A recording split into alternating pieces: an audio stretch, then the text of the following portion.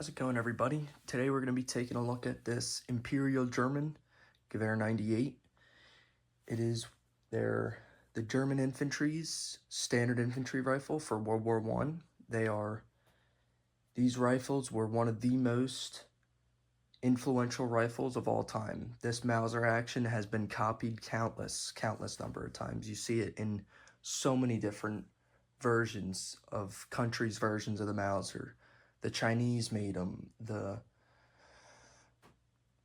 Romanians made them, the Austrians made them, the Brazilians made them. Everyone copied these actions, so many countries.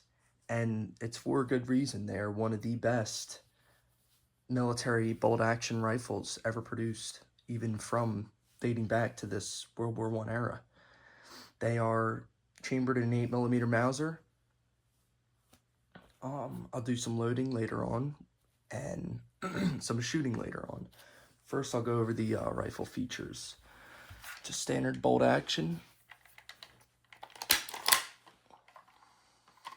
Standard Mauser bolt action. Flag safety in the back. This setting, the top setting, allows for no trigger pull, but you can work the bolt. And the setting all the way over doesn't want to go into it. The setting all the way over means you can't do either. So that's what that is. Bolt release is right here. You take the bolt out of the gun.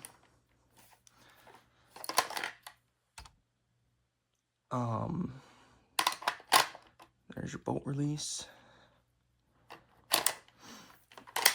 This example is a J.P. Sauer and Son Sul, and it was built in 1916. This company was rarer than the standard production lines. So like Erfurt, Amberg, and I think Danzig were like the big makers of these rifles. And then these companies, anything with Sul on the bottom, were like lower end, like private contractor type of manufacturers. And this one is kind of cool because it's prior to Sig Sauer. So it's a Sauer, J.P. Sauer, and I think that's pretty cool. Your ladder, your roller coaster, they call them, sights. I think their initial name was, I don't even want to try to pronounce it, Lungegewehr or Langes. I don't know how to pronounce it in that German word, but roller coaster sights, I think they're the coolest looking sight out of any World War I rifle. Your barrel bands in the front, just a standard front post, and that's about it. This actually was bent. This trigger was bent farther than it should be. I think someone refinished the stock, and he must have also bent the trigger. So that's a little odd, and didn't do the best job. And I also repaired the stock under this. I'll see if I can. If you see under there, that was split. And the first shot I took with this rifle, it broke. And this whole front fore end of the rifle just came straight off. But my repair seems to have held up, and cleaning rod stays in place. You can take that out still.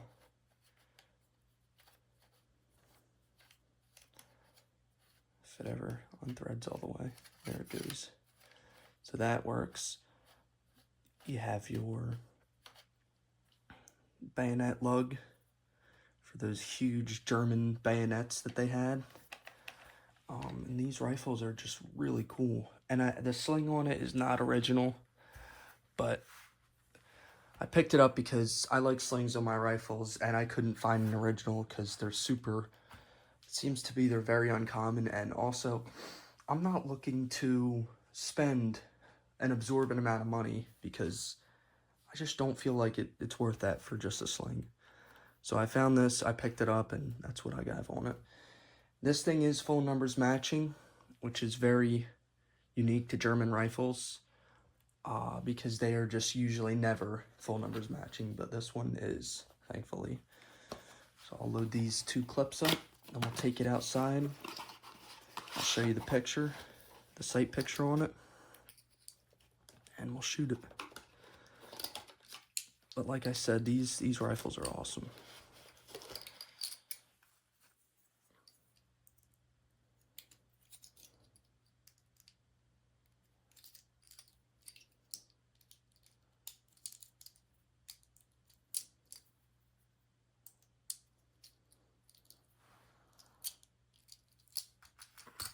Here's your first 5.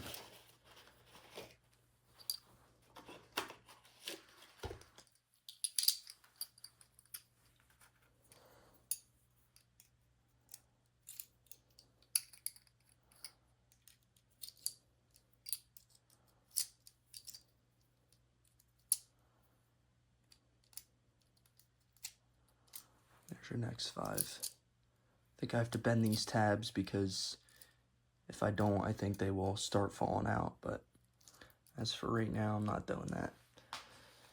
So let's take it out to the range and shoot a few rounds through it.